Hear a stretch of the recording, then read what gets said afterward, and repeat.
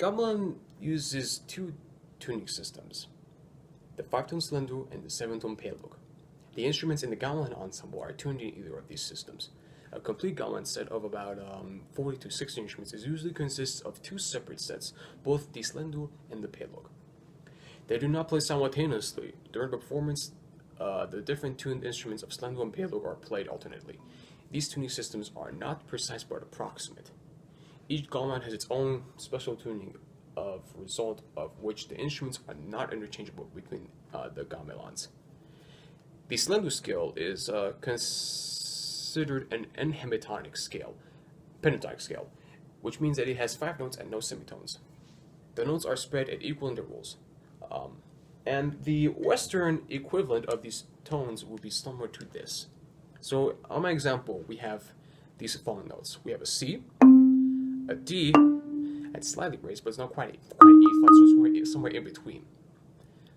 So anyway, C natural, D slightly raised, an F, a G, an A slightly raised, and then a C.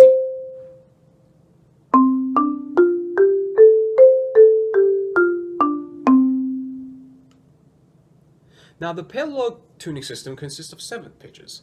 The Western equivalent of these pitches are as follows.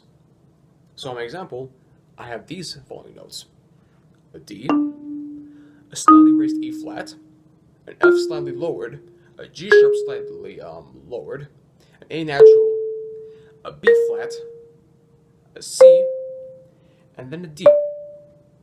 The C, by the way, is slightly raised. So this is the scale, how it sounds.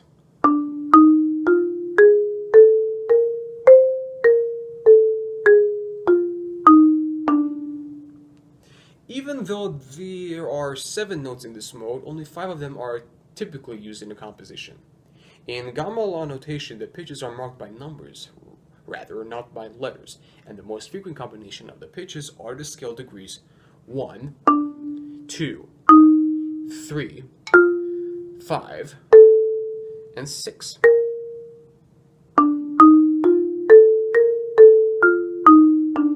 That's a characteristic sound that's usually played. There's, of course, 2 different categories for feelings associated with these different modes. Slender is said to express deep sadness or deep happiness, and the feeling of fine drama and tension. Payload is said to be more majestic. Payload Lima, a mode within the payload, for example, is said to be very noble and calm, majestic and imperial, and also conveying the feeling of detachment necessary for meditation. To demonstrate the feel of gamelan music, I shall play an excerpt from a composition that is Slender Mayura, that's how it says. This is the gambang part which I will play, which is a xylophone type instrument with wooden keys. The closest thing that we have in the studio, we don't have quite this instrument, is this marimba, and so I will play on this.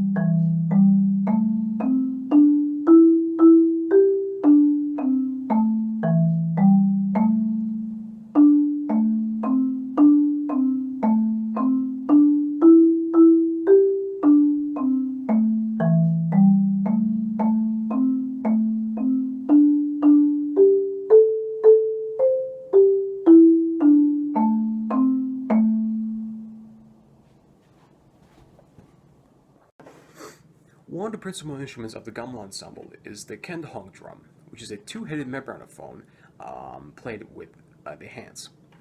The 2 heads are of different size, with the bigger head played by the right hand. The heads are made of either goat or cow skin. Kendhong has 4 distinct sizes. The biggest of them is the agang. It has the deepest tone, and it is played either as a solo voice for stately pieces or with kendhong ketibong, the smallest drum, for livelier, faster pieces. The kendhong sibulon is the medium-sized drum, which is used for complex and lively rhythms. The kendong wayang is also a medium drum that is traditionally used in shadow play theater. The role of the kendong is to lead the tempi, keep the tempo, signal transitions for faster or slower tempi, and end the piece. The kendong, it also sets the irama.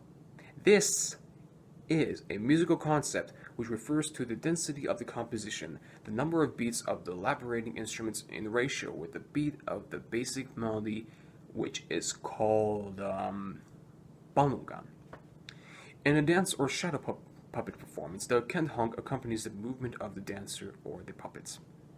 Since we do not happen to own a kendong drum, unfortunately, in the percussion studio, I would like to demonstrate how the drum would sound by playing the kendong part on a pair of bongos, which I have right in front of me. I would do so by performing an excerpt from a piece entitled Wilu Yang, which is within the Slendur. So Slendur Wilu Yang.